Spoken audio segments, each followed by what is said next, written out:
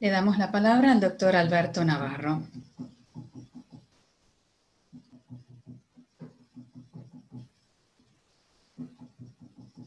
Ahora sí.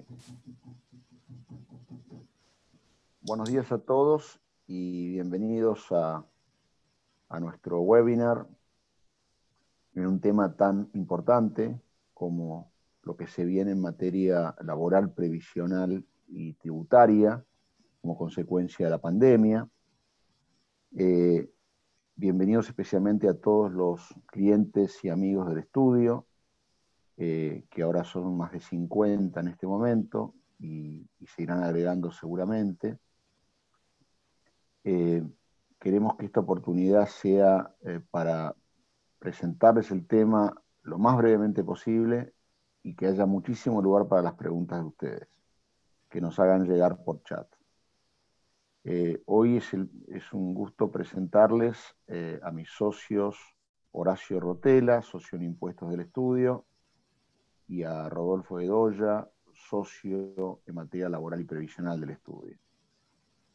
Con Rodolfo y con Horacio estamos atajando muchísimos penales, como se pueden imaginar, y puntualmente a todos aquellos que les interese este tema puntual en lo que hace a la industria de la construcción y de inmobiliaria y de la construcción, real estate y construcción, junto con nuestro socio Diego Cábana, que seguramente estará presente dentro del público, estamos desarrollando una serie de seminarios organizados por IDS, Infrastructure Development Services Company, liderada por dos argentinos, Rafael Casal y Walter Maroni, junto con la editorial El Constructor, que nuclea a las principales empresas constructoras de Argentina, sobre toda esta problemática a la luz de esas industrias, inmobiliaria y construcción.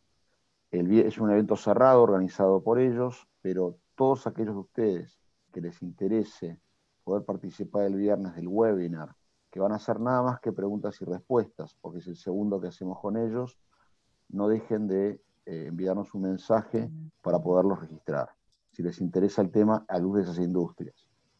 No descartamos que en los próximos días lo vamos a hacer en otras industrias importantes de clientes nuestros, a la cual obviamente van a ser todos invitados.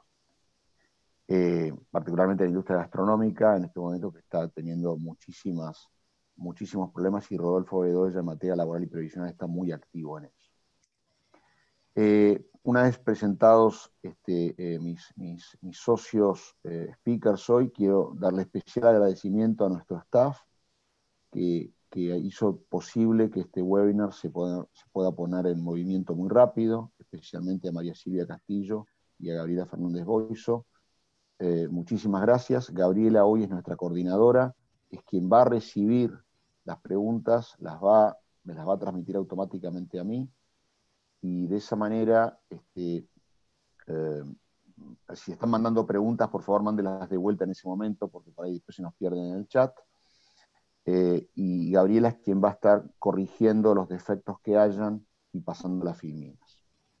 Vamos a intentar ser muy puntuales, cosa que no terminemos más tarde en ningún caso de las 11:15 de la mañana, dado estos 15 minutos de tolerancia.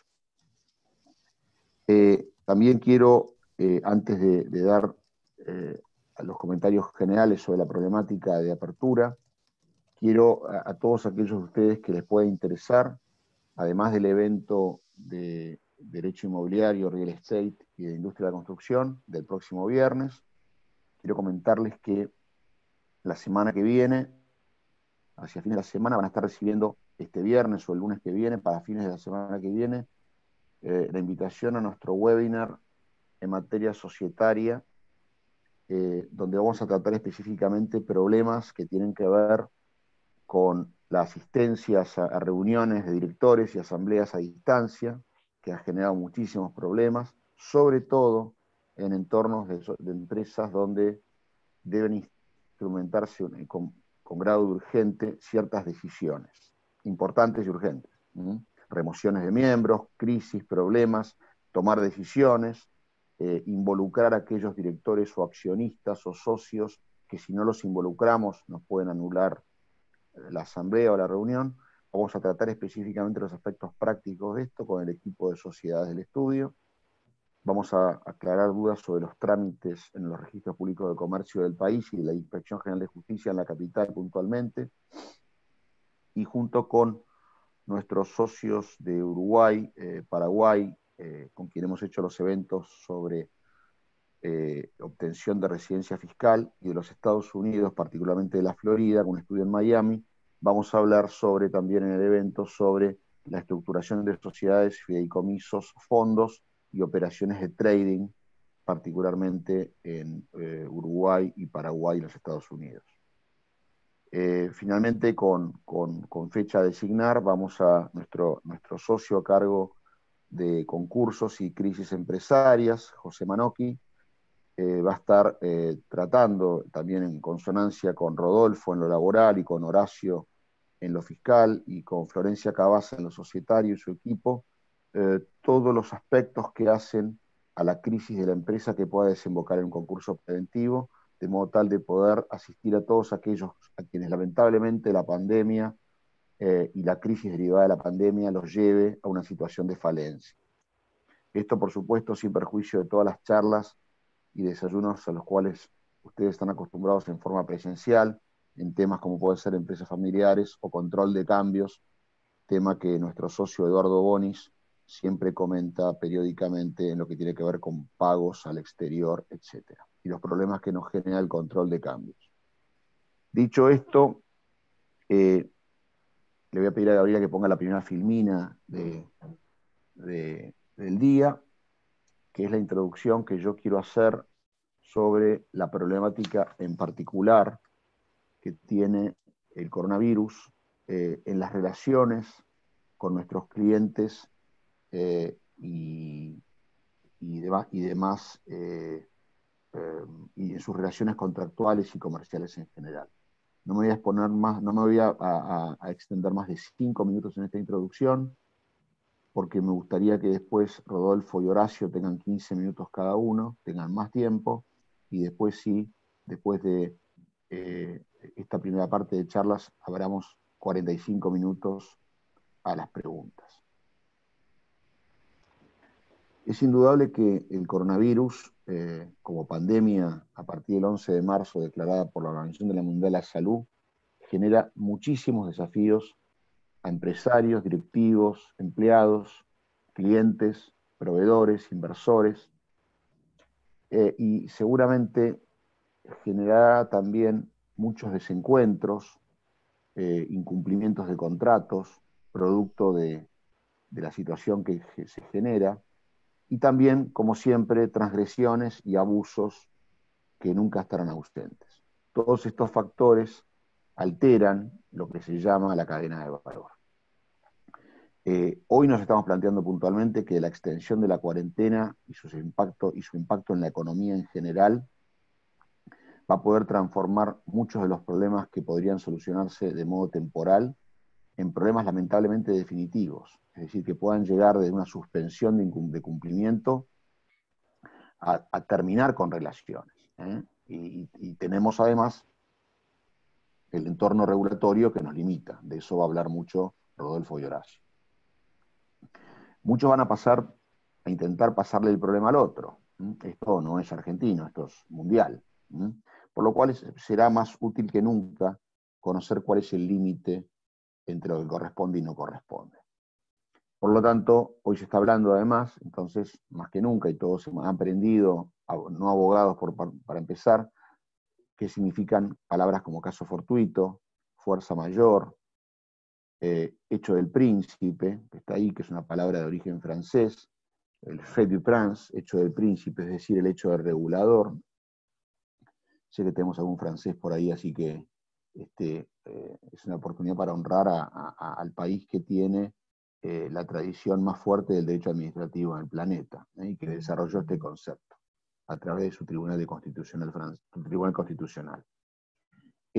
El abuso del derecho o de posición dominante más que nunca, fíjense lo que significa la posible violación del principio de igualdad ante la ley cuando el regulador va diciendo vos podés trabajar y vos no, o vas a la plaza a tomar sol y vos no. Conceptos finalmente como la frustración de la finalidad del contrato, una frustración temporal o definitiva, y palabras duras en derecho como rescisión, es decir, romper hacia adelante, o resolución, romper con efectos retroactivos, ¿sí?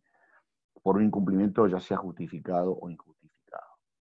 Y tiene que quedar en claro que el problema que nosotros podamos tener como empresarios, como clientes, como proveedores, en la posición que nos encuentre, tiene que ser debidamente invocado. Los derechos se tienen, pero se tienen que ejercer. No hay caso fortuito o una de estas situaciones aplicada automáticamente. Y tenemos que pararnos en función de que nosotros estemos en la obligación de dar o recibir algo, una cosa, dar o recibir un servicio, hacer algo o no hacer algo. Es decir, no dormirnos asumiendo que el otro nos va a dispensar. Si tenemos que dar un preaviso para terminar con una locación, darlo formalmente. Obviamente todo esto está regado además en la buena fe, porque acá lo que se trata también es de combinar buena fe, prevención y también cómo queremos que nuestra reputación salga después de todo esto. Porque generalmente a todos nosotros y a todos ustedes nos importa nuestra reputación. Y nadie puede decir que no lo sabía, porque el nuevo Código Civil y Comercial introdujo un principio muy claro del derecho que estaba ya en el Código Civil uruguayo, por lo pronto me tocó a mí estudiarlo hace varios años, que dispone textualmente ahora que la ignorancia de las leyes no sirve de excusa. Ante cualquier duda quedó bien claro. Y que deudor y acreedor deben obrar con cuidado y previsión. Esto lo dispone el Código Civil. Uno de los últimos puntos que quiero señalar es que muchos de ustedes, si no todos, se encuentran en la situación además de ser administradores de sociedades, porque ya sea que integran un directorio pluripersonal o unipersonal, o son socios gerentes de su SRL, o son simplemente gerentes de la sociedad con un mandato. Y todo esto genera muchos problemas, porque cuando uno ocupa una posición de estas, enhorabuena que la ocupa, tiene que conocer particularmente bien las particularidades y los riesgos de la posición en la empresa de su entorno. ¿Por qué? Porque como van a comentar Rodolfo y Horacio a continuación, las normas laborales y fiscales hacen responsables con su propio patrimonio por toda la deuda, en ciertos casos a socios y gerentes. Y esto es muy peligroso. En materia fiscal hay una novedad de los últimos días que Horacio seguramente va a comentar, de que el regulador lo que busca es poco menos que hacer responsable al director si no puede encontrar al accionista. Entonces, es especialmente cuidadoso este aspecto y es una invitación a todos aquellos que cumplen funciones gerenciales, directoriales o de dirección en general, que miren muy bien cómo cumple la sociedad porque les puede trasladar el virus jurídicamente hablando a ellos. Muy bien, caso fortuito, todos ya sabemos más o menos que es algo asociado con la naturaleza, el hecho del príncipe o el fait du prince asociado con los hechos del regulador que nos vienen de un modo absolutamente inesperado, tienen que tener esas características de algo inesperado, fuerte, irresistible, y estamos viendo ya que nuestro regulador local dijo, en materia laboral no se aplica el caso fortuito. Es decir, que ya alguien le está diciendo que si brilla el sol es de noche. Entonces, tenemos ese problema adicional cuando tenemos que lidiar con reguladores que pretenden imponer a la fuerza ciertos dogmas que van contra la propia naturaleza. Pero obviamente, además se genera un problema adicional, que lo veíamos el otro día en el entorno de la industria inmobiliaria y de la construcción, que es que si alguien pactó no ampararse en el caso fortuito, entonces no se aplica. El problema es que todos los contratos prehechos muchas veces dicen, me comprometo a no invocar el caso fortuito de la fuerza mayor o la imprevisión. Sí, pero después cuando ocurre el caso fortuito, fuerza mayor o imprevisión, decimos, che, a mí me obligaron a firmarlo, porque si no no lograba este cliente. Entonces entra una discusión a la cual muchos de ustedes posiblemente tengan necesidad de ingresar, que es, tenía un contrato predispuesto, si no lo firmaba tenía un mal mayor, ¿puedo ahora invocarlo entonces? Y se abren posibilidades de que ello ocurra, ya sea en la buena fe, a través de una solución salomónica, o ya sea a través de una solución judicial que es siempre la menos necesaria. Vamos a ver escenarios también, eso estamos viendo, de frustración de la finalidad del contrato. Este contrato era para ahora, este viaje era para ahora. Ya estoy viendo a nivel de compañías aéreas en una consulta que ya American Airlines dijo, doy 2 años, frente a las compañías que dicen, le dejo abierto el pasaje. Sí, pero el Congreso ya no se hace. A mí ir a este lugar ya no me interesa más, porque se frustró la finalidad del contrato de compraventa de pasaje aéreo. Ese famoso cuento que escribí en un paper que algunos de ustedes vieron, de alquilar de balcones, que generó un caso en Inglaterra en 1903, con la coronación del rey, que pasaba por el Pall Mall, y la gente alquilaba balcones, y finalmente el rey no pasó por el Pall Mall, el abuelo de la reina actual. Entonces, eso generó un juicio muy conocido en la época, que usamos a veces para dar clase, sobre alquilar de balcones y la frustración del contrato. Y finalmente, una figura que incorporó la nueva legislación, que es muy interesante, que es lo que en derecho sajón se llama el anticipatory breach, que es la posibilidad de incumplir preventivamente si yo me doy cuenta que cumpliendo me voy a perjudicar porque ya sé que el otro no va a poder cumplir. Entonces, bueno, en síntesis, se trata todo de hechos impredecibles que pueden generar imposibilidades temporales, no necesariamente definitivas, y este punto es importante porque hay algo que se llama contratos de larga duración, que está previsto hoy en el artículo 1011 del Código Civil y Comercial. Y los contratos de larga duración no pueden implicar que alguien aproveche para romperlo por una circunstancia coyuntural. De ahí que es importante ver también cómo juega la extensión de la cuarentena. Y además, lo que ya en Argentina venía ocurriendo, que era una recesión acompañada con inflación que nos lleva a 2 minutos. Entonces, hay que ver también si le podemos echar la culpa a la cuarentena de todo o no. Bueno, simplemente entonces aplicar la prevención, notificar anticipadamente, plantear el problema que tengo, de modo tal que nadie nos pueda decir que nosotros teníamos un derecho y no lo supimos ejercer bien. Hasta acá mis comentarios generales, y a partir de entonces me gustaría que con esta introducción general sobre el COVID-19 y los contratos, darle la palabra, en primer lugar, entiendo que a Rodolfo con lo laboral, ¿no? ¿Verdad, Rodolfo?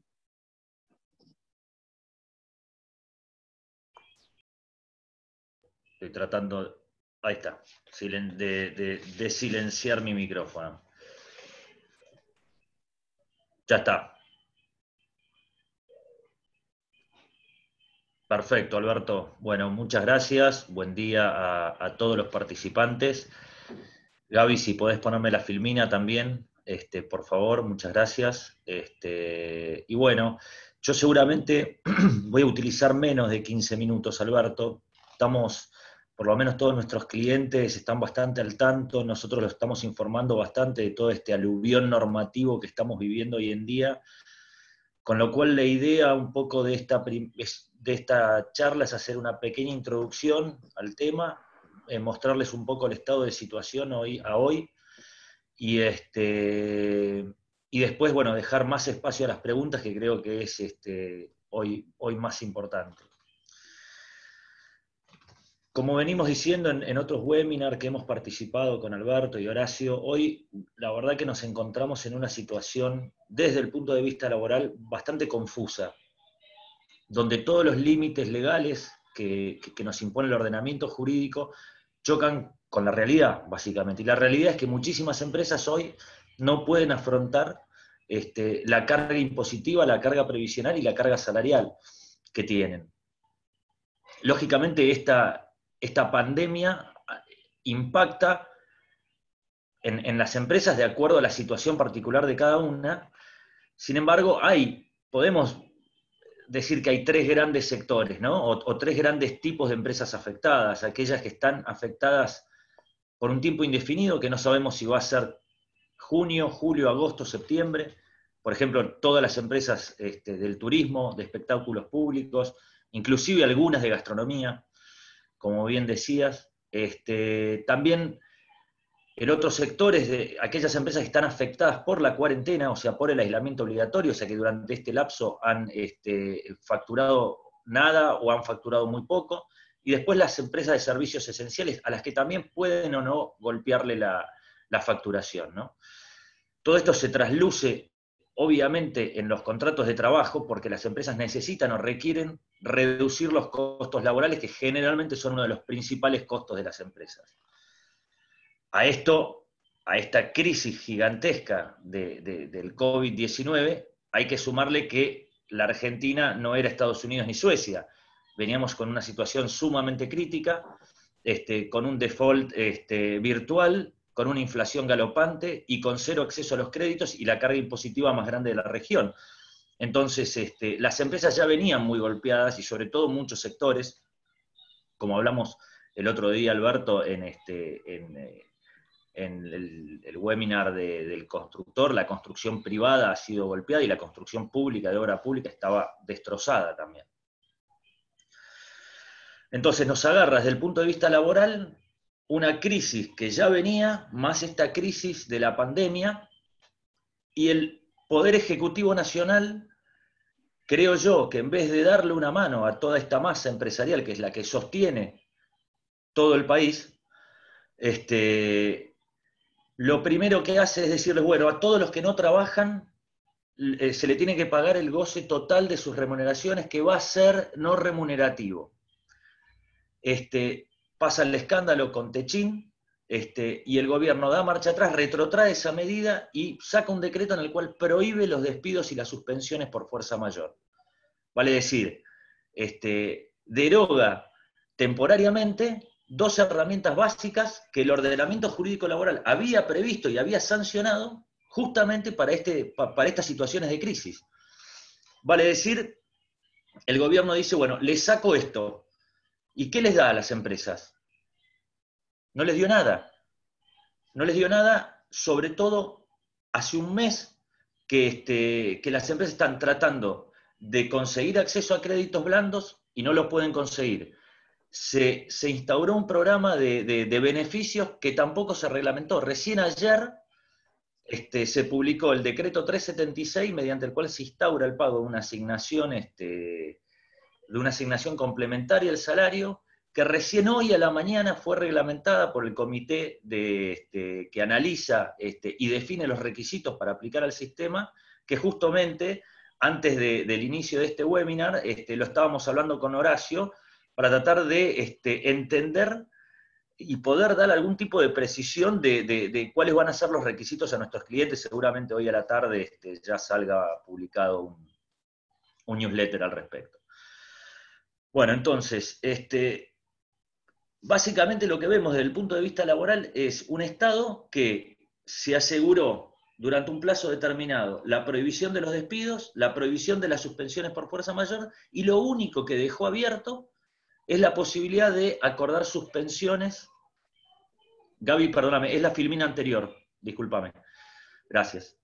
Lo único que dejó abierta, o la única posibilidad que hoy tienen las empresas, es de acordar estas famosas suspensiones del artículo 223 bis de la Ley de Contrato de Trabajo, mediante las cuales las empresas pactan individualmente con cada trabajador o colectivamente con la entidad gremial la suspensión del contrato de trabajo contra el pago de una asignación no remunerativa. Se paga solamente aportes y contribuciones a la obra social. Pero básicamente en empresas que hoy están sindicalizadas, el Estado les dijo, señores, arreglen con el sindicato. Sin el gremio es imposible, inclusive estas suspensiones requieren la homologación, o por lo menos la tramitación de la homologación en el Ministerio de Trabajo. Y las empresas, justamente ayer yo participé en mi primera audiencia vía Zoom en el Ministerio de Trabajo, donde una empresa de una actividad sumamente afectada, pues está dentro de este abanico de empresas que les decía, de espectáculos públicos, turismo y gastronomía. Nos sentamos ayer con el sindicato y el sindicato no terminaba de entender que la empresa desde el 13 de marzo no tiene un centavo de facturación.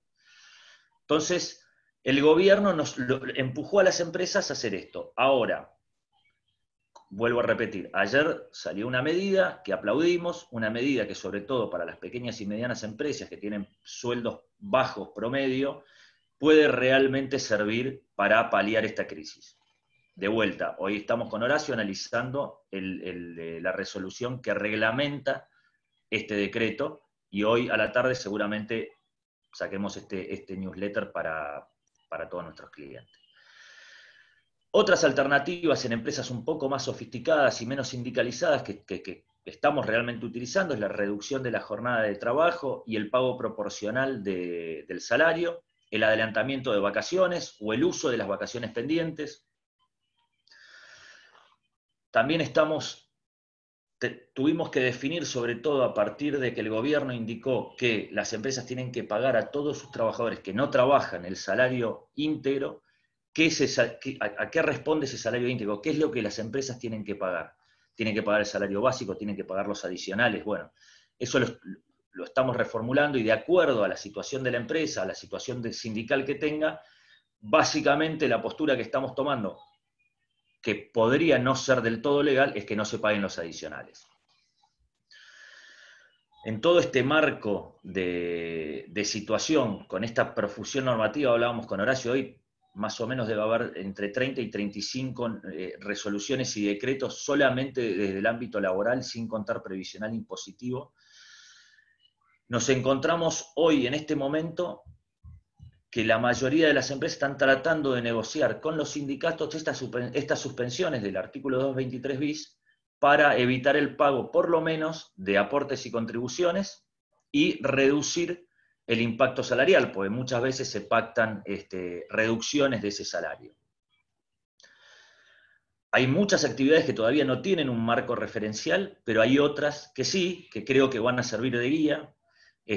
Al día de hoy, por lo menos en lo que nosotros hemos participado, tenemos una propuesta de acuerdo con el sector petrolero, con el pago del 100% del salario básico para el personal inferior y el 60% del salario básico para el personal jerarquizado, esto dentro del marco de la suspensión, o sea, como asignación no remunerativa.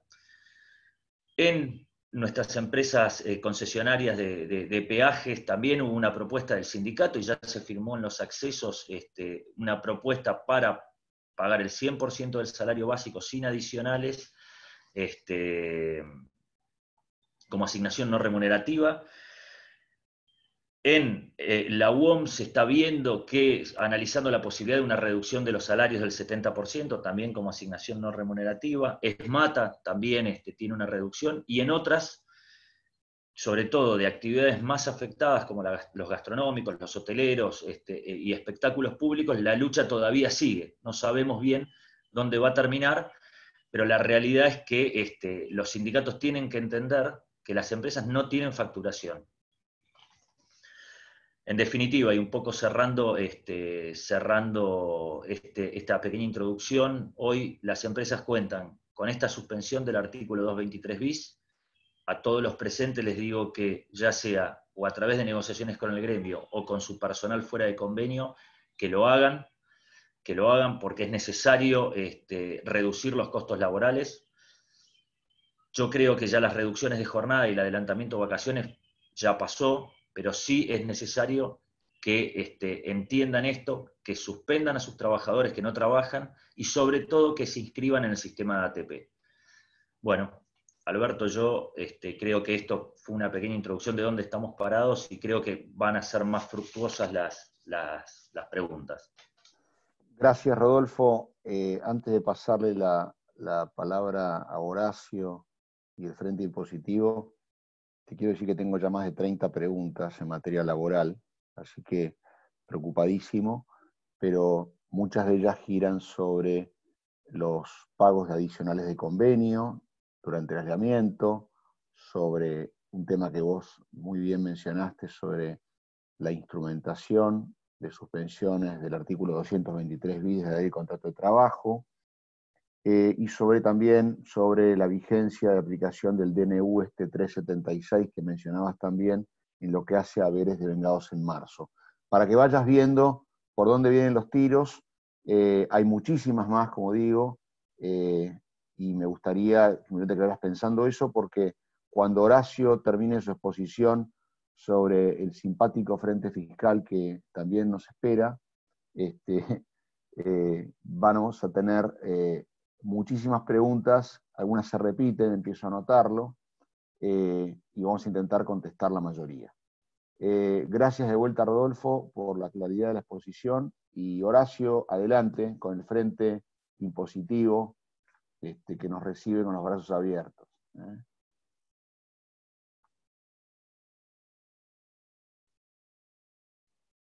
Estás sin micrófono, Horacio. Horacio, está sin micrófono, empezá de vuelta. Ahora sí. No, ahora sí. Buenos días para todos, gracias por asistir a nuestro webinar, que lo hacemos la verdad que con muchas ganas, mucha voluntad y con la idea de poder aportar para que todos tengamos una visión un poquito más clara de esta situación que es muy dura. Como bien comentaron Alberto y Rodolfo precedentemente, estamos en un contexto difícil, donde tenemos baja de actividad o casi nula actividad, tenemos rota la cadena de pago, las finanzas de las empresas están sufriendo espantosamente, y eso lleva a tener que reevaluar nuestra situación financiera y nuestra situación de pagos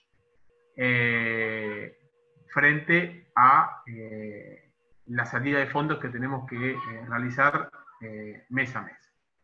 Eso así, hay impuestos que nunca deben dejar de ingresarse, y hay impuestos que pueden sufrir algún tipo de diferimiento. Entre los impuestos que claramente no pueden sufrir un diferimiento están los impuestos que tienen que ver con lo recaudado por agentes de retención y percepción. Convengamos que estos montos recaudados no corresponden a impuestos de la actividad comercial de la empresa, sino que corresponden a dinero que se recaudó en nombre del fisco.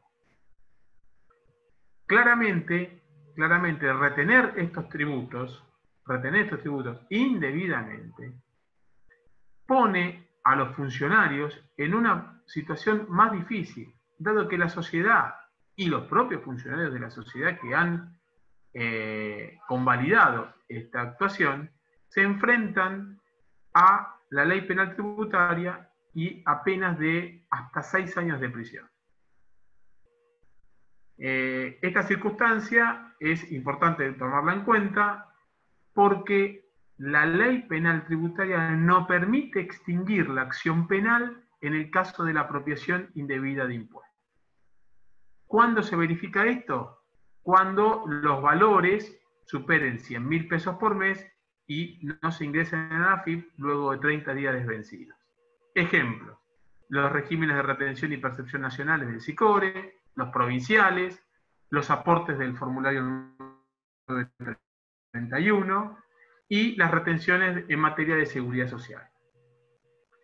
A ver, convengamos que la dificultad financiera opera para todos, con lo cual una genérica defensa de decir, miren, no tenía plata y no pagué los aportes y las contribuciones, no pagué los impuestos retenidos y percibidos, porque hice que la empresa continúe o defendí los puestos de trabajo. Sí, esto es una defensa, pero esta defensa hay que fortalecerla y hay que llegar a esta situación de la mejor manera posible, y esto es sin haber presentado declaraciones juradas que estén en cero o que conlleven ardid o engaño al fisco. Claramente, acá lo importante entonces es la prevención. Y nosotros, ya que estamos como funcionarios de las sociedades, una de las cosas que tenemos que prever y que tenemos que tener en cuenta es una palabra que ahora es importantísima en esta crisis, que es la prevención. ¿Qué es la prevención? Prevención implica documentar, prevención implica adecuar nuestros registros, adecuar nuestras situaciones. Documentar implica también tener producida ya la prueba que voy a tener ante futuras investigaciones penales. Es necesario demostrar que no existió entonces conducta delictiva alguna en esta situación que generó una verdadera imposibilidad de pago frente al fisco. Otro aspecto importante tenemos entonces es la responsabilidad tributaria de directores y gerentes, que surge ya no de la ley penal tributaria, sino que surge de la ley de procedimientos fiscales. A ver, queda claro que administrar una sociedad en el contexto de Argentina ya era difícil sin coronavirus. Administrar una sociedad argentina en Argentina con el contexto argentino más coronavirus se hace todavía mucho más complicado.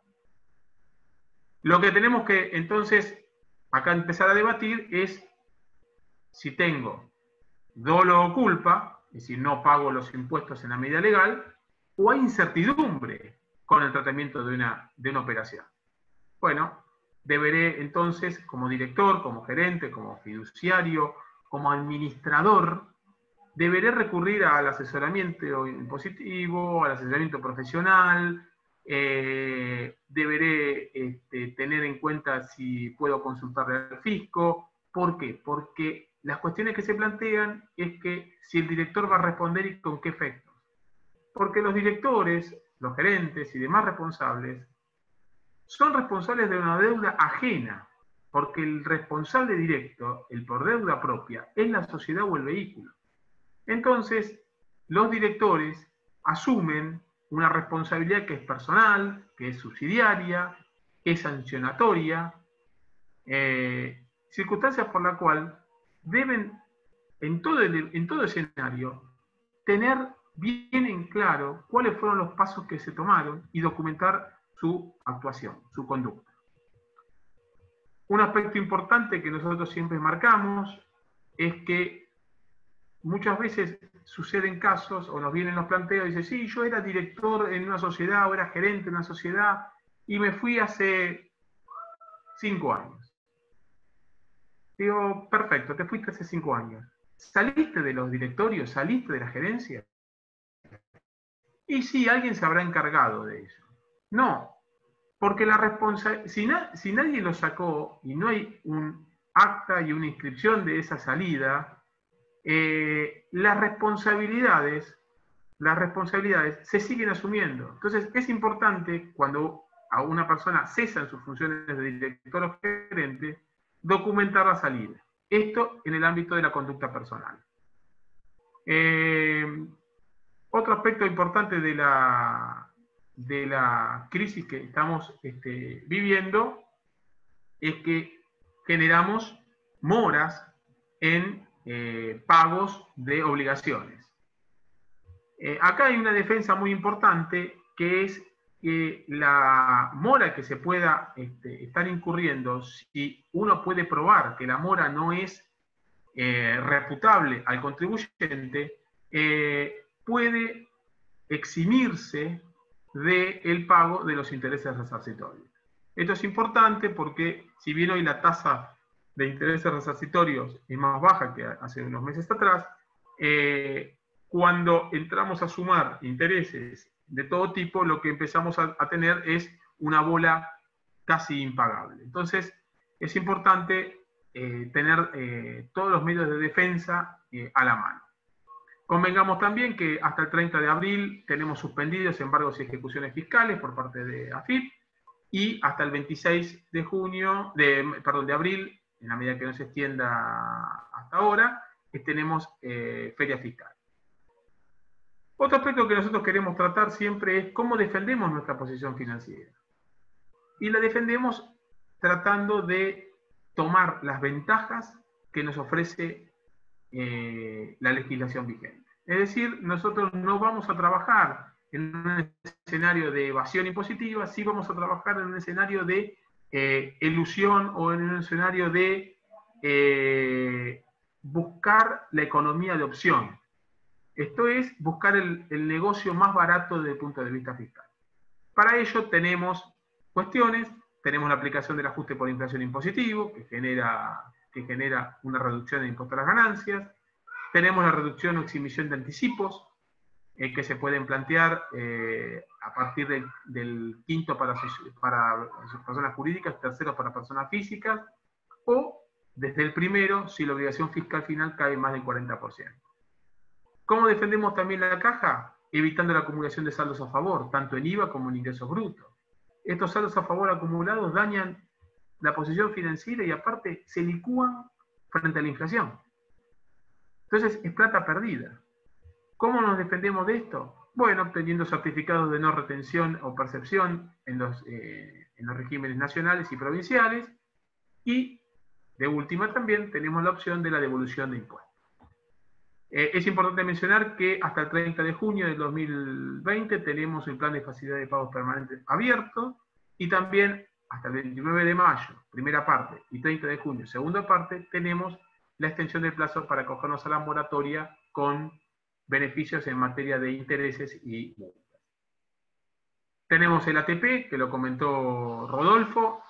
Es importante participar y meterse en este plan, en este programa, porque genera la posibilidad de reducir o al menos mitigar en alguna forma los fondos que se aplican para el pago de salarios y cargas.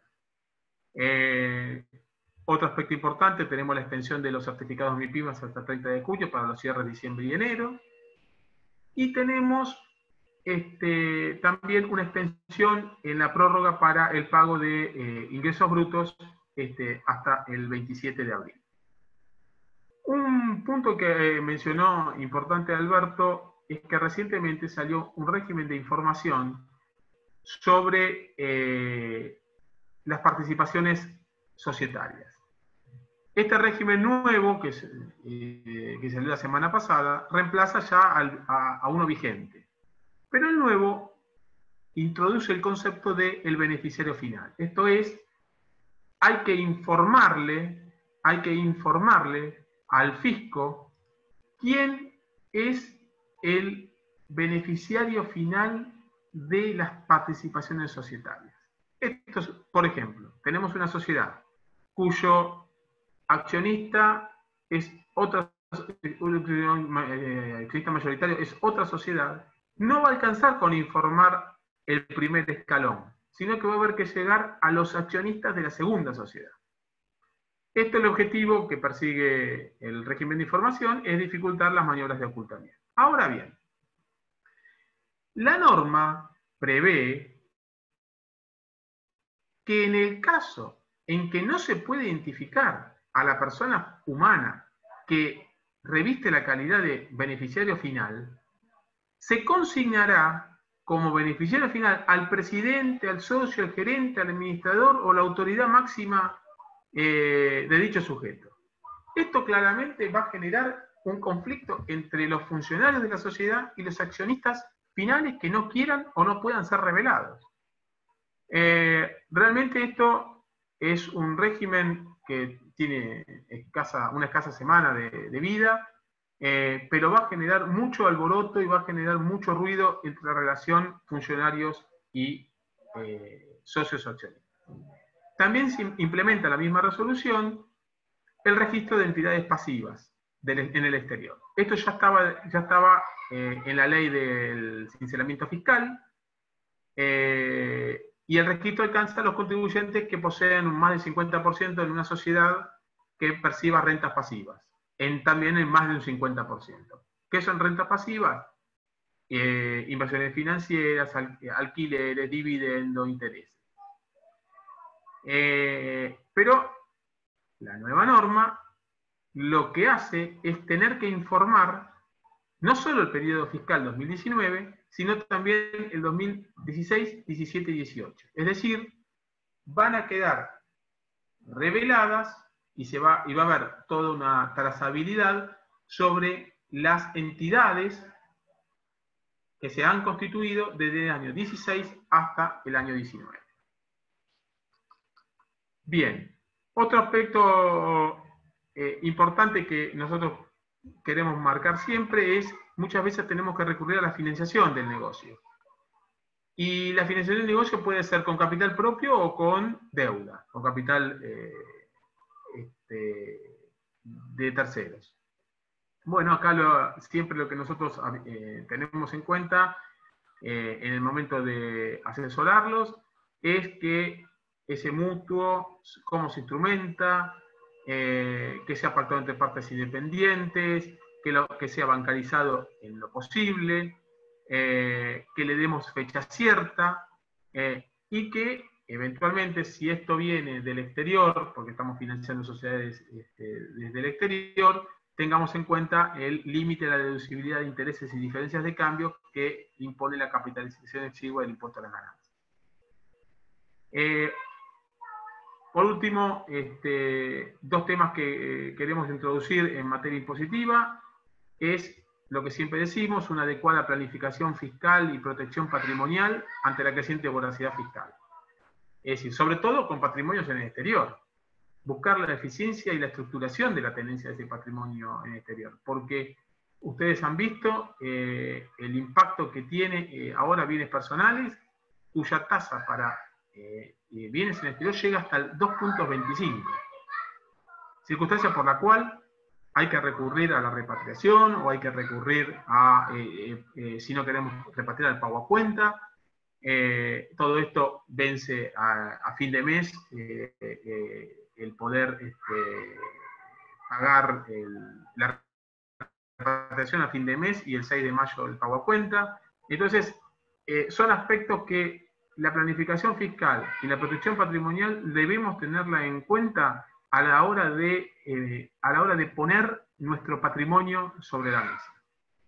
Y por último también, solamente mencionarlo, porque seguramente vamos a tener todo un aporte espectacular que va a hacer José Manocchi sobre los aspectos legales para afrontar la crisis empresarial. Vamos a ver concursos o acuerdos extrajudiciales. Con esto lo que quiero decir es que después del coronavirus, si la empresa queda golpeada o el negocio queda golpeado, no significa que tenga que desaparecer. Hay institutos que lo pueden reconducir y hay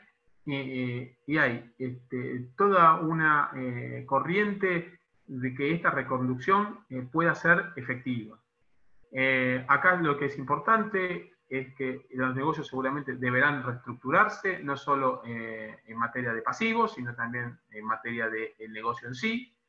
Esta reestructuración de pasivos tiene impactos fiscales, por ejemplo, la capitalización de intereses, por ejemplo, la condonación de deudas, por ejemplo, la venta de activos. Es importante los tratamientos tributarios el tratamiento de los institutos, en estos institutos de los créditos laborales, fiscales y previsionales. Y también es importante mencionar que las empresas que pasen por estos institutos tienen planes de facilidades especiales que apuntan a hacerle la vida más fácil y apuntan a que la situación sea llevadera lo mejor posible. Muchas gracias por escucharme. Muchas gracias, Horacio, y estamos muy bien en tiempo, porque son 10:30 y tenemos 45 minutos para las preguntas, cosa que permite que podamos contestar muchas de las recibidas. Quiero empezar con algunas que tengo acá recibidas y a los que las manden o hayan mandado al principio, mándenlas de vuelta porque el chat es muy largo ya a esta altura, pero me importa muchísimo que las pongan además con mayúsculas si me doy cuenta, y si pueden poner adelante el nombre del destinatario, Rodolfo, Horacio o eventualmente yo, mejor todavía. Yo creo, me gustaría empezar con Horacio, con una pregunta, porque tengo muchas para Rodolfo desde ya, pero con una pregunta a Horacio, porque tenemos muchísimas personas que se acercan a nosotros que son pymes. La mayor parte de las empresas en este país son familiares y pymes. Y entonces tienen el problema de que traen plata de afuera, entonces obviamente dicen, la traigo blanca, pero violo las normas del Banco Central y la ley penal cambiaria, porque no estoy dispuesto a traer $100 y que me queden 60. Pero no quiero evadir. Entonces viene todo el mecanismo de la facturación compensatoria para no quedar mal con la FIP y al mismo tiempo que el Banco Central no se dé cuenta, que ya es una historia y este tema permanentemente llega en consulta a Eduardo Bonis en el estudio. Ahora, el problema es que además de la violación de la norma del Banco Central, nos encontramos también con que vienen las pymes y te dicen, che, yo tengo que inyectar plata de 2 colores, blanca y azul. Como ocurre en la economía argentina, nadie se arranca las vestiduras por esto, es una realidad de este país por muchas consideraciones macroeconómicas y políticas de 80 años para atrás. Entonces, ¿qué consejo podés dar, Horacio, para la gente que en este momento dice, ¿yo qué hago si no pongo plata de color azul en la cuenta bancaria? Que es lo que ustedes generalmente no aconsejan hacer, ¿no? ¿Verdad? ¿Qué le dirías a esa gente que está hoy haciendo esa pregunta? Bueno, claramente tenemos dos temas, dos supuestos bien diferentes. A ver, si tenemos fondos en el exterior que no queremos traer por el mercado de cambio, porque seguramente eso cuando se liquide a 65 pesos, y si nosotros trajéramos los fondos en la mano, los cambiamos en el mercado blue. En la cueva, como pasa con la gente. Claro, lo cambiamos en la cueva a 100 pesos. Claramente, cuando nosotros desafectamos los fondos del exterior, vamos a poder haber ingresado cada 100 pesos 65. Cada 100 dólares podríamos haber puesto esos $100 por 65. Ahora, cuando hacemos el depósito, habiéndolo cambiado en la cueva, lo que vamos a tener son $100 por 100. Vamos a tener un spread de un 35%. Ese spread de 35%, si uno mira la facturación y los depósitos, claramente tiene un problema porque eso salta. Nosotros lo que estamos recomendando es compensar esta diferencia,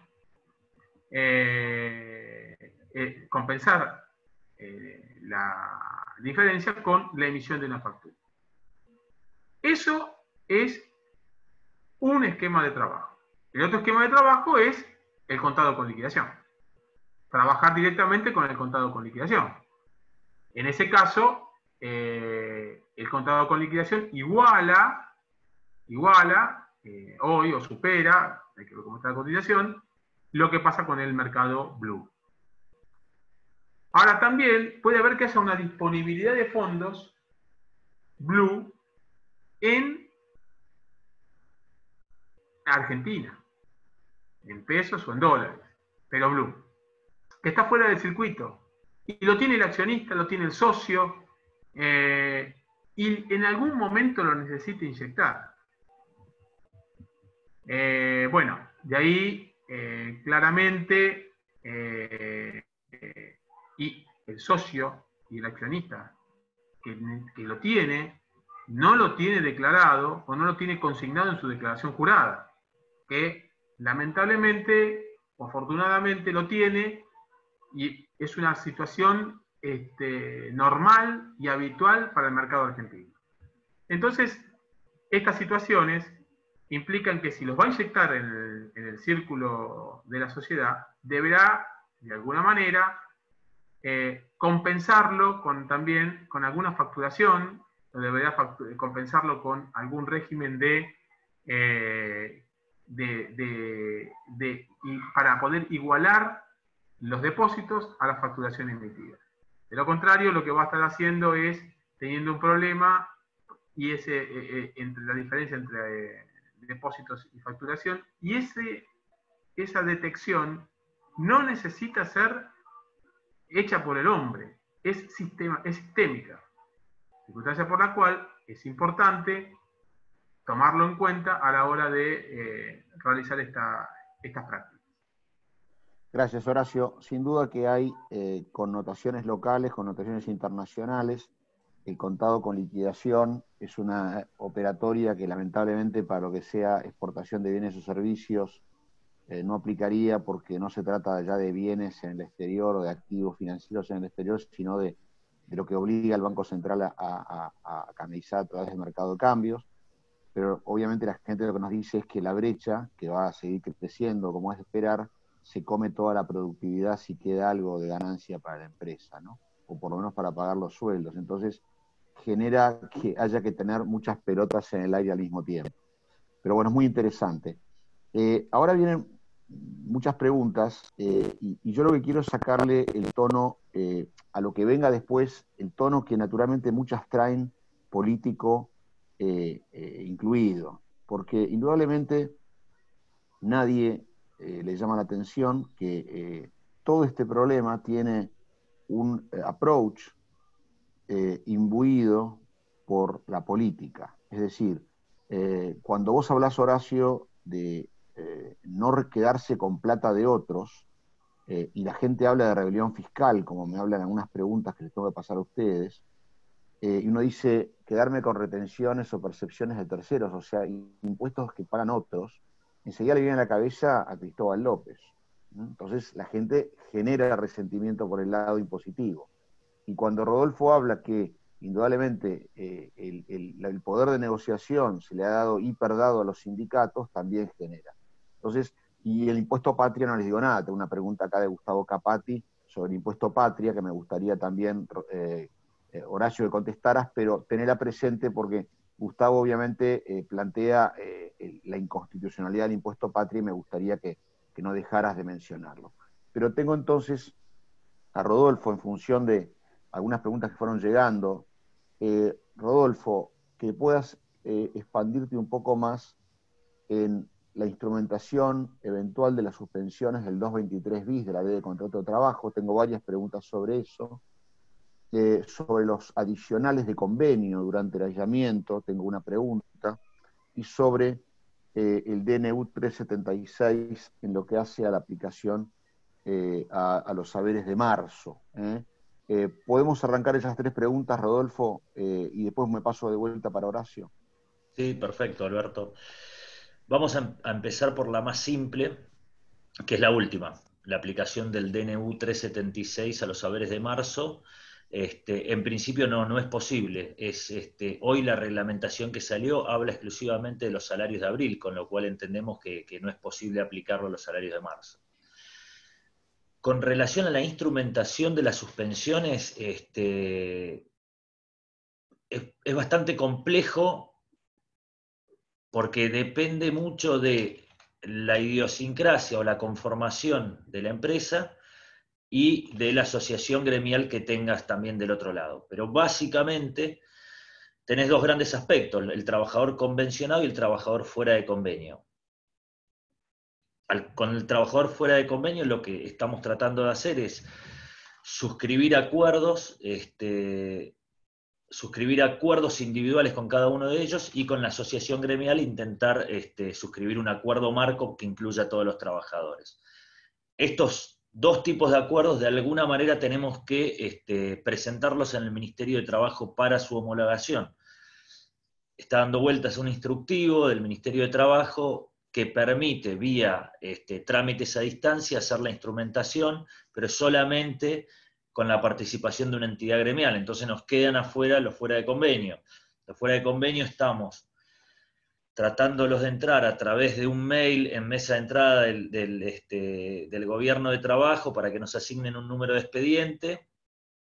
Y ayer recibimos la noticia del SECLO que dice que no tiene tiempo para homologarlo y que están viendo de sacar algún tipo de trámite virtual para hacerlo más rápido. Con lo cual es bastante compleja la instrumentación de la suspensión.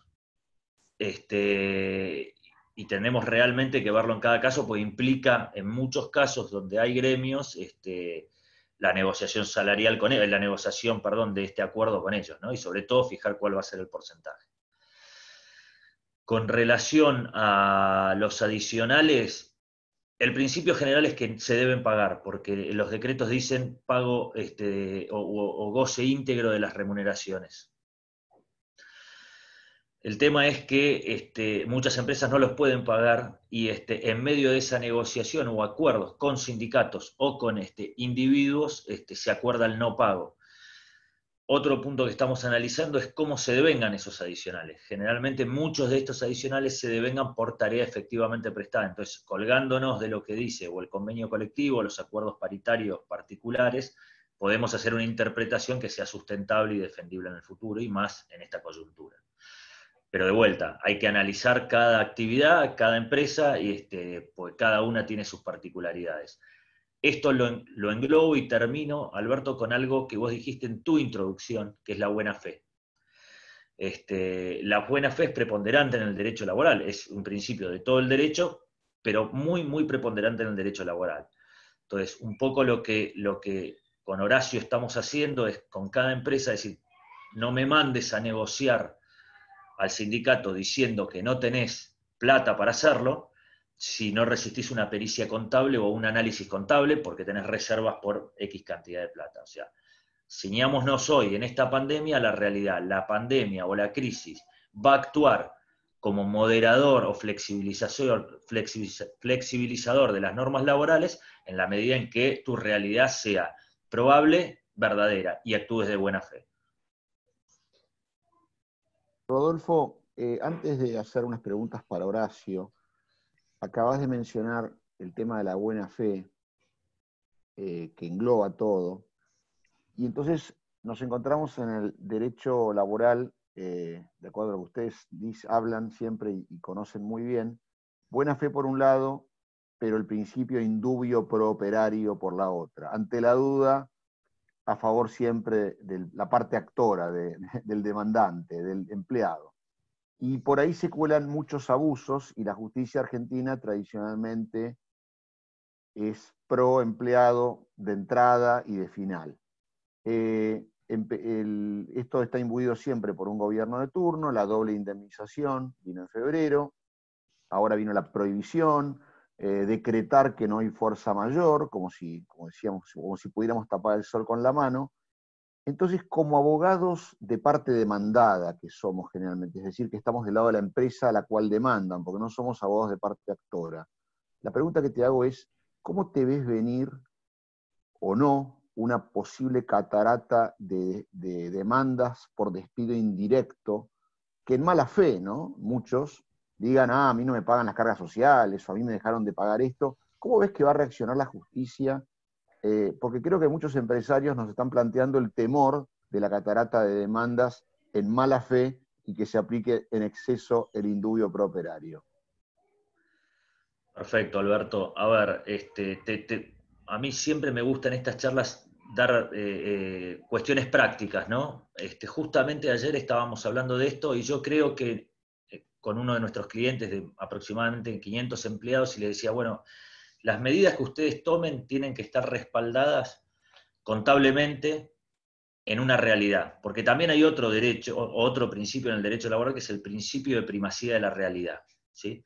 Entonces, no es factible decir que no puedo hacer algo cuando en realidad lo puedo hacer. En este momento de esta pandemia tenemos que ser bastante cristalinos y porque nos va a ayudar en las defensas futuras que tengamos, ya sea en el ámbito de la negociación colectiva, en el ámbito de un procedimiento preventivo de crisis o en el ámbito judicial. Nosotros con varios de nuestros clientes hemos tomado muchas medidas abruptas, como suspensiones con pago, notificación de suspensiones con el pago del 30%, y hasta el día de hoy no tuvimos ningún despido indirecto. Esto fue en marzo. Probablemente de sostener, finalmente no lo hicimos y estamos analizando cómo hacerlo y cómo resolverlo, pero probablemente esta medida replicada en abril sin acuerdo con el sindicato, obviamente hubiera traído una catarata de juicios que si no eran sustentables en la realidad, seguramente los pierdas. Y la justicia, yo creo que a donde va a poner el ojo es justamente en esta realidad, que vos puedas acreditar la realidad y la situación de crisis y cómo te pega y qué medidas adoptaste, si actuaste negligentemente o no. O sea, la Después, proactividad y anticiparse siempre. totalmente. Totalmente. Obviamente esto es como el famoso caso de los fondos buitres. Puede haber un remanente de entre un 3, un 5% de avivados que quieran perder su fuente de trabajo, seguramente, pero creo que esto no impacta o no tiene un peso específico propio en las empresas. Estamos hablando de la gran masa de sus empleados, ¿no? Que en pos de mantener la fuente de trabajo y en atención a la situación crítica van a aceptar condiciones menores que las que impone el sistema legal, ¿no? Perfecto. Muchísimas gracias, Rodolfo. No, de nada.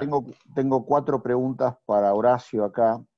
Una de ellas es la de Gustavo Capati sobre la creación de impuestos a la riqueza, imbuidos de populismo, resentimiento y provenientes justamente, como si pareciera, nos dicen, de una revancha para que no le bajen el costo a la política.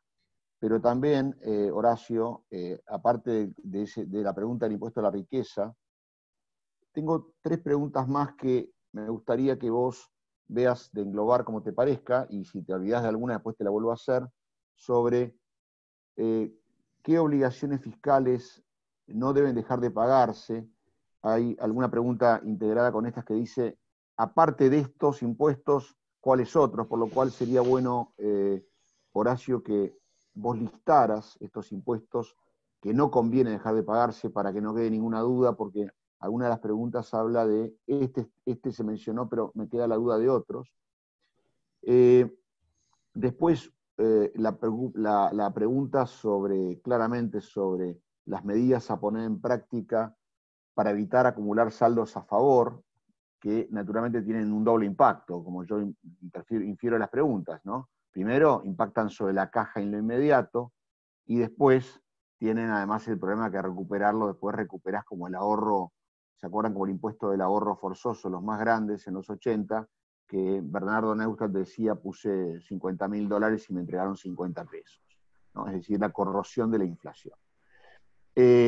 Y la última pregunta, que bueno, suma al impuesto a la riqueza, suma a los impuestos a no dejar de pagarse y suma al problema de los saldos a favor, es cómo enfrentan esto los directivos y gerentes de sociedades por estos incumplimientos.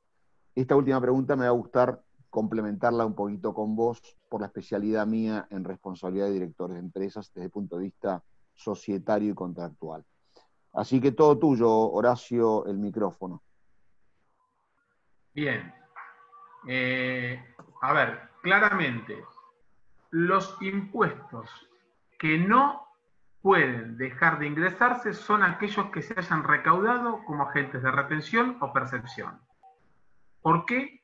Porque no es un impuesto referido a mi actividad, sino que es un impuesto referido a que ese agente de retención de percepción actuó en nombre del fisco y como tal debe depositarle al fisco esas retenciones y percepciones.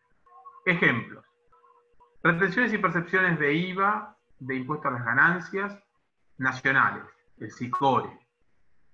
Retenciones y percepciones de impuestos provinciales. Ejemplo, ingresos brutos, sellos, los bancos. Los del 931, el 931 tiene 2 partes bien diferenciadas: los aportes y las contribuciones. Dentro de aportes tenemos aportes a la seguridad social y aportes a las obras sociales, y dentro de las contribuciones, aportes a la seguridad social, contribuciones a la seguridad social y contribuciones a la obra social. También tenemos ART y seguro. ¿Qué parte del 931 hay que ingresar? Todo lo que sea aportes. Y sobre todo lo que sea aportes de seguridad social. Y por último, las retenciones que se hagan en materia de seguridad social, empresas de vigilancia, empresas de parques, las constructoras que tienen régimen de retención para obra civil y obras de arquitectura. ¿Por qué es importante ingresar este impuesto? Porque la ley penal que se aplica cuando superan los 100.000 pesos por mes y no se ingresan luego de 30 días de vencido el plazo, no permite la extinción de la acción penal por el pago. La acción penal se puede extinguir, pero no para la apropiación indebida de impuestos.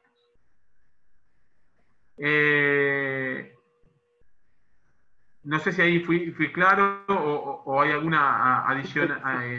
Fuiste claro, porque además es un tema que tiene un ribete político y de resentimiento de la gente a partir de aquel chiste de Cristóbal López tomando la taza de café y preguntándole a la gente si ya había pagado el monotributo, ¿no? Entonces esto sale mucho y creo que es muy importante tenerlo en cuenta y que si alguien tiene que incumplir, lo haga sabiendo, porque no puede pagarlo, pero en definitiva es plata de bolsillo de otro. Entonces creo que es muy importante y creo que quedó claro cuáles son. Después, sobre impuesto a la riqueza, ¿querés comentar algo? Previo quiero comentar el tema de los directores suplentes, que se ha hecho la pregunta. Los directores que asumen la responsabilidad solidaria de la ley de procedimiento tributario y los directores que asumen la eventual responsabilidad penal son aquellos que estaban en el ejercicio del cargo. Y hay un dictamen de AFIP del año 1958 que refiere a los representantes que estaban cumpliendo funciones al momento de la falta, con independencia de que ya no estén en sus cargos. Y acá entonces, dos cosas que son importantes. Una, el director que estaba cumpliendo funciones relevantes, interviniendo efectivamente en ese incumplimiento. El director suplente no asume responsabilidad alguna porque no es director titular, no asumió como director titular. Si el suplente hubiera asumido como titular y hubiera desempeñado alguna maniobra o alguna acción reprochable, sí asumiría la responsabilidad. Te interrumpo un segundo, Horacio. ¿Te puedo interrumpir un minuto? Decime. Es muy interesante esto que abordás y me gustaría aclararlo desde la perspectiva societaria, más allá que este tema lo vamos a tocar a fondo, posiblemente en el evento del viernes que viene.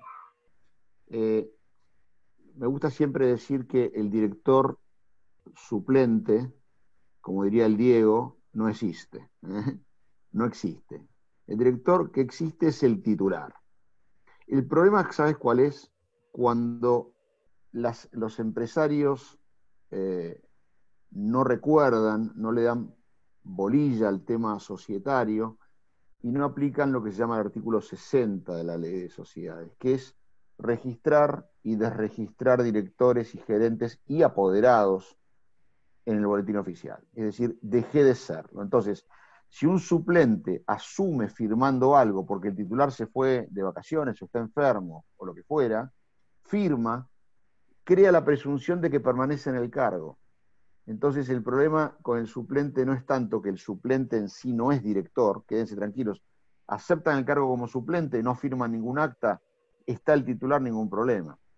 El tema es cuando quien aceptó el cargo como suplente y no es director todavía, porque aceptar el cargo no implica decir estoy disponible, firma algo y después queda la presunción. Y esto lo vemos mucho en el Veraz y en todos los registros de insolventes. Nos pasó hace pocos días con una persona que habiendo sido director de una compañía, que renunció, se le aceptó la renuncia, pasaron 3 años y la compañía entró en quiebra, y había hecho el trámite encima de todo el Veraz o los informes estos que circulan por ahí, todavía lo tenían como director y lo embargaron. Entonces les generaron un problema en las cuentas bancarias. Por lo cual, lo que quiero enfatizar es la importancia de que quien sea suplente, si asume con una firma, se ocupe de desasumir. Perdón, Horacio, esa es la aclaración práctica.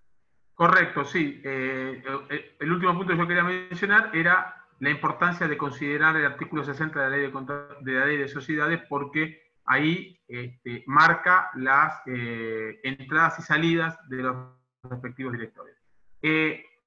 Un tema importante que también surge cuando hablamos de qué impuestos hay que pagar y que no debemos pagar y todo eso, dice, ¿qué pasa cuando la sociedad no tiene los fondos y quiere ingresar las retenciones y percepciones? A ver, vamos a esto. Existen defensas para toda esta situación.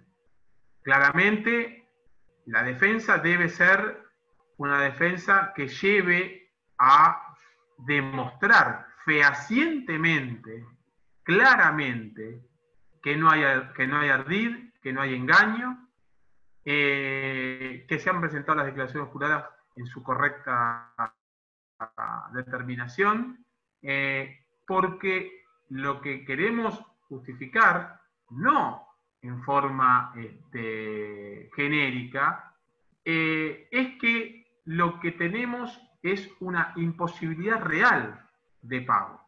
Es demostrar que no existió una conducta delictiva, que se verificó una verdadera situación de imposibilidad de pago al fisco. Y eso se puede demostrar, hay que empezarlo a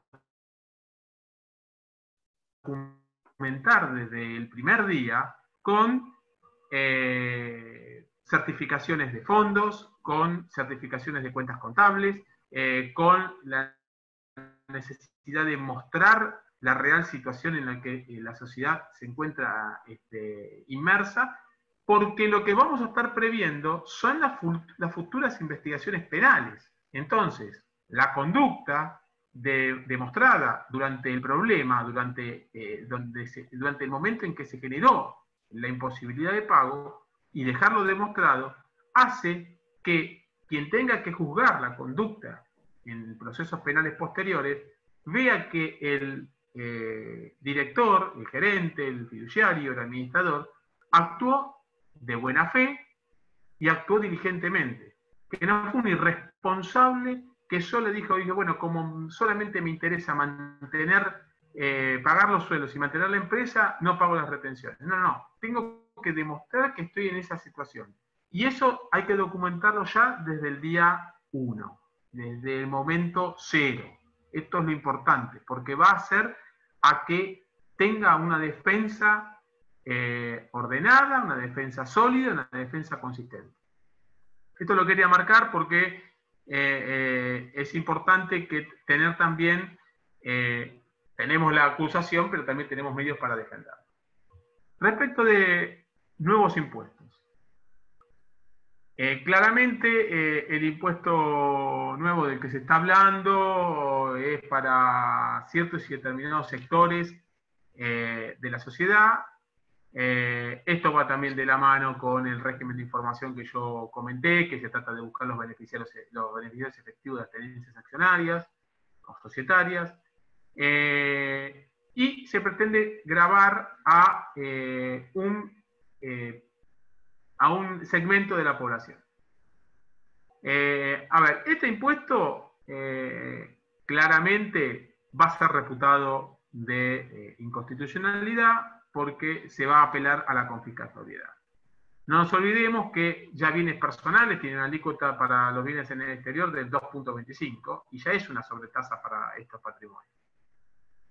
La confiscatoriedad va a haber que demostrarla, eso sí. Tenemos el fallo Candy por ajuste por inflación, donde se establecen ciertos y determinados parámetros para la confiscatoriedad. Hay otros fallos Allende, también para ajuste por inflación, que sirven para demostrar la confiscatoriedad. Vamos a tener que también apelar a que esto, la confiscatoriedad del impuesto atenta contra el derecho de propiedad. Y a partir de todo esto vamos a tener que hacer los planteos, o se van a dar un montón de planteos, para que este impuesto no se termine cobrando. Ahora, le están dando vueltas al proyecto, el proyecto que ha trascendido tiene un límite, tiene un tope, a partir del cual se quería aplicar, pero hasta que no esté realmente la norma publicada y se pueda analizar en profundo, lo que tenemos es esto. Ahora, que va a ser reputado de inconstitucionalidad, no cabe duda. Va a haber una batería, esto va a generar una batalla con el fisco, porque este impuesto no es momento para seguir aplicando y generando impuestos. No estamos en ese momento. No estamos en un momento donde el empresario tenga que pagar un mayor impuesto por los bienes que tiene, pudiendo tener esos fondos disponibles para aplicarlo a su vehículo societario y defender así sí los puestos de trabajo. Realmente plantear un nuevo impuesto hoy parece o suena descabellado. Gracias, Horacio. Sin duda que esto no es nuevo. Nos pasamos el verano con consultas vinculadas con la residencia fiscal en Uruguay y en Paraguay, para muchos que ni siquiera sabían dónde quedaba Uruguay y Paraguay, por la preocupación que había. Pero bueno, a partir de lo que pasó con Roca, indudablemente el sesgo es siempre que el empresario es el malo de la película y la idea de que los precios los suben solamente los empresarios, ¿no? Pero bueno, habrá que lidiar con este tema, que es la realidad que viene de antes del coronavirus. Voy a darle algunas preguntas a Rodolfo. Estuve tratando de acumular acá. Rodolfo, tengo 4 preguntas. Quizás alguna ya la tocaste, pero y si te olvidas de alguna te la repito. Pregunta Alejandra Cuirolo: ¿las vacaciones las tiene que solicitar el empleado que no viene a trabajar? ¿Las reducciones de horarios son válidas para todos los gremios? Javier Sánchez Espigares pregunta: ¿cuál es la vigencia de aplicación del decreto 376? ¿Se puede aplicar a veros de venganza en marzo? Esta ya la contestaste. O sea que el tema de las vacaciones a solicitar por quien no viene a trabajar y las reducciones de horarios, si son válidas para todos los gremios. Y acá tenemos una pregunta de Nicolás Bloise: aceptar los programas del gobierno de pago de salarios, supuestos programas, ¿me implica no poder hacer nada a futuro, como suspensiones, vacaciones adelantadas o despidos? Rodolfo, fíjate cómo puedes englobar estas preguntas. Y no, si te olvidas de a alguna, ver, yo la rápidamente. Perfecto, rápidamente. Las vacaciones en principio las dispone el empleador de octubre a abril. Si el empleador no se las otorga o no le comunica al empleado cuál va a ser sus vacaciones, a partir del 30 de abril el empleado puede notificar que se las va a tomar hasta el 31 de mayo.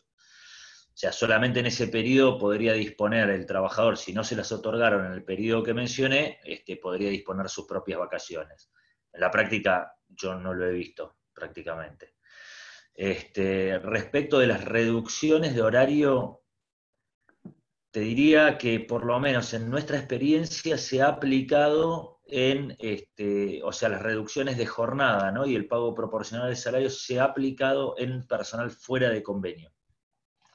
Con relación a los gremios, lo que se está pactando son las suspensiones por artículo 223 bis, y sí, lo que vimos en algunas actividades esenciales es la reformulación de la jornada de trabajo, y los gremios lo están aceptando, sí.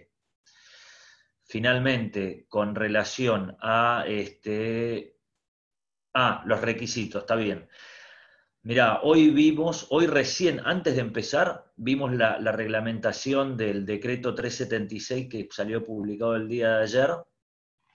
Está bueno, porque es una pregunta que tengo acá de Carlos Viller sobre la reglamentación del 376. También. Claro, se reglamentó hoy mediante la decisión administrativa 591/20, si mal no recuerdo. En verdad es la reglamentación de la opinión del comité que está a cargo de determinar y perfilar el programa de ATP, ¿no? Lo que vimos hoy con Horacio, así a grandes rasgos, no les podemos dar muchas precisiones, pues todavía no lo hemos analizado con precisiones, que sí, que está exigiendo el no despido. A ver, primer punto que vimos es que va a ir mes por mes otorgando el beneficio, por lo menos la primera apariencia que nos dio. O sea, hoy en abril tendrías que retrotraer los despidos producidos hasta el 20 de abril. No dice para atrás cuándo. Entendemos que estamos hablando siempre o sea, lo lógico sería en este término de pandemia, pero los despidos están suspendidos, con lo cual ninguna empresa que haya despedido desde el 31 de marzo hasta ahora lo pudo hacer, con lo cual habría que ver para atrás desde el 17 o 20 de marzo hasta el 31 si hubo despidos, si tendrías, por eso, es bastante complejo. Pero en principio la pregunta, si a grandes rasgos, es que sí, aparentemente está disponiendo que no haya despidos. Y el otro punto conflictivo es durante cuánto hay que mantener esto, que estábamos viendo con Horacio, es que la norma dice por un periodo fiscal, no sabemos si es anual, mensual, con lo cual, a grandes rasgos, la respuesta es sí, está imponiendo la prohibición de los despidos, no las suspensiones y mucho menos las suspensiones por 223 bis que son, que están permitidas por el gobierno. Rodolfo, antes de pasarle el micrófono a Horacio y ver las últimas preguntas, tengo una pregunta. Luis Ramos pregunta: yo pagué 100% de sueldos, pero no el aporte patronal al Estado, ¿qué debo hacer o qué consecuencias tengo? Y Miguel Maxwell pregunta: una vez conocido cómo se incluye el salario complementario de NU 376 en el recibo de haberes de abril. Rodolfo. Perfecto, bueno, son preguntas que, sí, acá estoy, son preguntas que seguramente podamos responder juntamente con Horacio, porque hay varios temas contables. Respecto de la inclusión del recibo, Horacio seguramente puede ampliar mejor que yo. Y con respecto a los aportes, si estamos hablando de los sueldos de marzo y se retuvieron, de vuelta, sigo la recomendación de Horacio, habría que pagarlos porque hoy no hay ninguna exclusión todavía respecto a los mismos, con lo cual, y al ser plata de terceros, puede implicar un delito penal. Entonces, la recomendación sería abonarlos por esta circunstancia, ¿no? Horacio, si querés complementar. Tenés silenciado el micrófono. Respecto de la inclusión en el recibo de sueldo de... ¿Me repetís, Alberto, por favor? A ver, un segundo si encuentro la pregunta. Horacio, Rodolfo, ¿querés aclararle vos a Horacio? Sí, lo que está preguntando es cómo se incluiría esta asignación complementaria salarial que va a dar el Estado en el recibo de haberes. De abril. De abril, sí. Correcto. Yo creo que hay que identificar en un punto especial del recibo de sueldo la asignación complementaria que reciba el trabajador. No nos olvidemos que esta asignación complementaria, uno cuando se inscribió en el ATP o se está por inscribir, porque recién vence mañana, uno tiene que consignar en el final de la registración la CBU de los trabajadores, porque los fondos están, el sistema está pensado para que los fondos vayan directamente a la cuenta del trabajador, no pasaría por las manos del empleador. Entonces, yo creo que esa asignación complementaria, uno sabe por la normativa vigente cuál es, y podría consignarla en el recibo de sueldo. Ahora, claramente, lo que va a pasar allí es que uno la va a tener que poner a la suma complementaria y luego deducirla, porque si no, lo que vamos a tener es que va a haber una diferencia entre la salida de fondos que fue real al banco para el pago del salario y la salida de fondos que indica el recibo de sueldo. Pero yo pondría, sumando cero, la asignación complementaria. Eso en el decreto aún, o en la normativa reglamentaria, aún eso no está aclarado. Pero yo lo pondría sumando y restando. Bien. Acá tengo una pregunta de Mario Comellas para Rodolfo, que es la siguiente. Las vacaciones que no sean notificadas al 30 de abril, el trabajador puede tomarlas hasta el 31 de mayo. En caso que no se produzca ninguno de los dos casos, ¿qué debe hacerse? ¿Deben liquidarse? ¿En qué mes? ¿Cómo se deja constancia de esto? Rodolfo. En principio, sí, perfecto, acá estoy. En principio lo que la ley determina es que si el trabajador no se toma las vacaciones o no exige que se las otorguen hasta el 31 de mayo, el derecho a esas vacaciones se pierde. Caduca el derecho del trabajador a reclamarlas a futuro. Por eso, viste, nosotros vemos en una cantidad de empresas que hablan de vacaciones pendientes, y en verdad las vacaciones pendientes caducan en mayo del año siguiente, y no tendría la obligación el empleado de abonarlas ni liquidarlas. Bien, acá hay unas preguntas indudablemente que ya voy a empezar a omitir los nombres, ¿no? Porque acá viene uno que, si lo mando al frente, pobre, dice, yo pagué la parte del empleado que retengo, pero no el aporte patronal. ¿Qué le dirías? Bien. Bien. A ver, claramente, se pagaron los aportes. Por lo que yo leo de la consulta, se pagó el aporte. Perfecto. Eso implica que la empresa o la persona física empleadora sale de la aplicación del régimen penal. Ahora bien, no ingresó la contribución patronal. Perfecto. ¿Qué tiene? Tiene una mora. Tiene un pago sujeto a que lo intimen en el futuro. Hasta el 30 de abril no va a haber ejecuciones ni embargo, y hasta el 26 tenemos la feria fiscal. Circunstancia por la cual el aporte, aparte también tenemos el diferimiento del 376.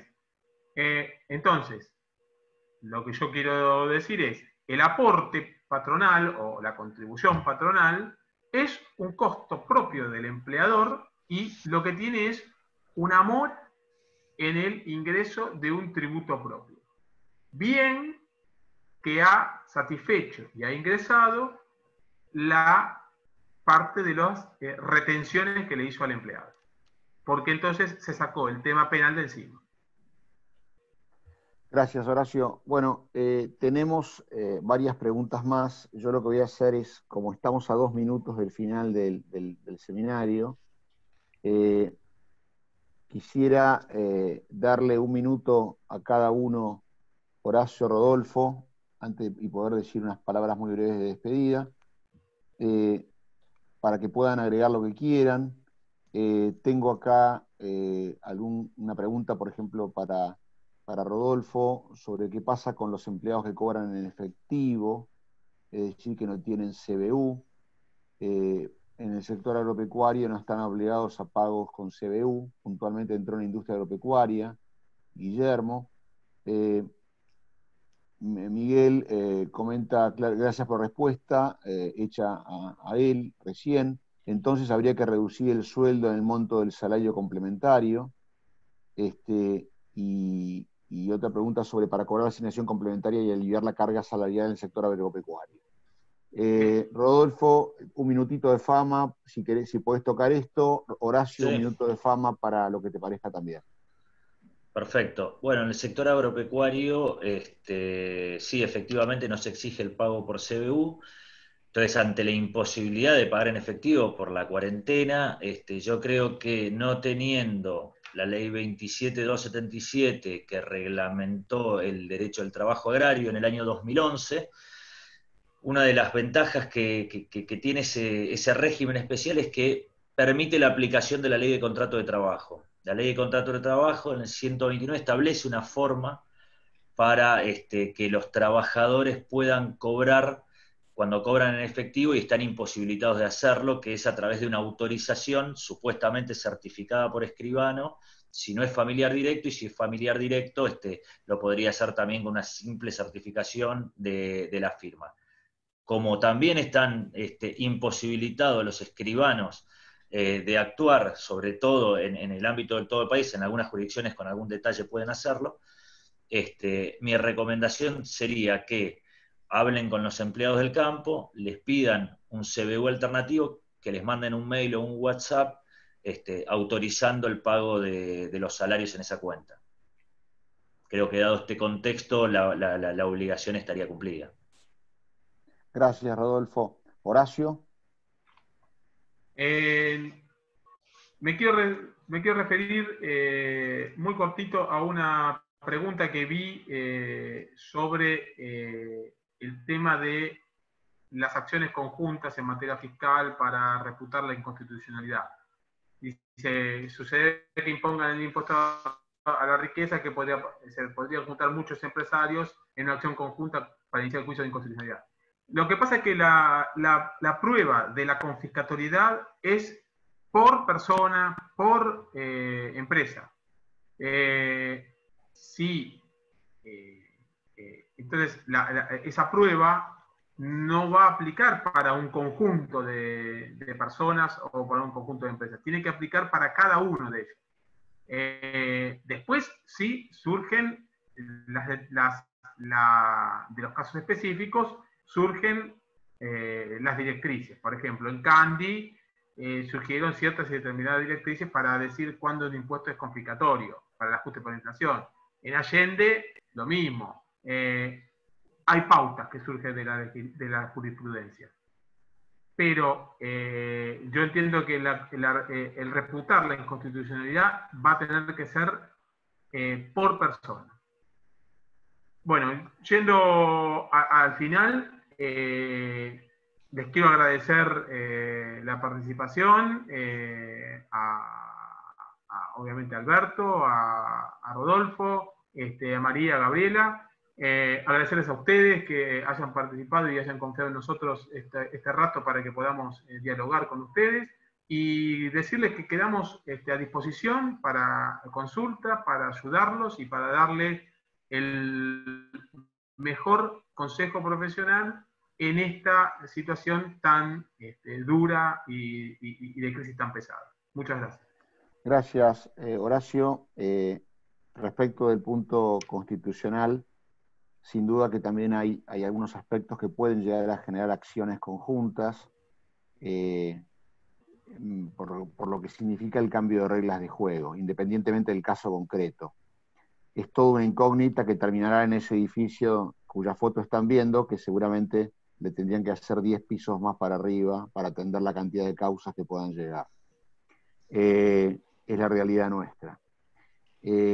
A mí, en nombre del estudio y de nuestros socios, no me queda más que agradecerles haber venido hoy. Ya los vamos a seguir invitando a los eventos anunciados. A los que les interese de la construcción y mobiliario de esta semana, no dejen de mandarme un email a Horacio, Rodolfo o a mí, que están en la pantalla, y desearles a todos que puedan transitar de mejor modo posible este momento tan particular. Un abrazo grande para todos y hasta cualquier momento. Muchas gracias a todos.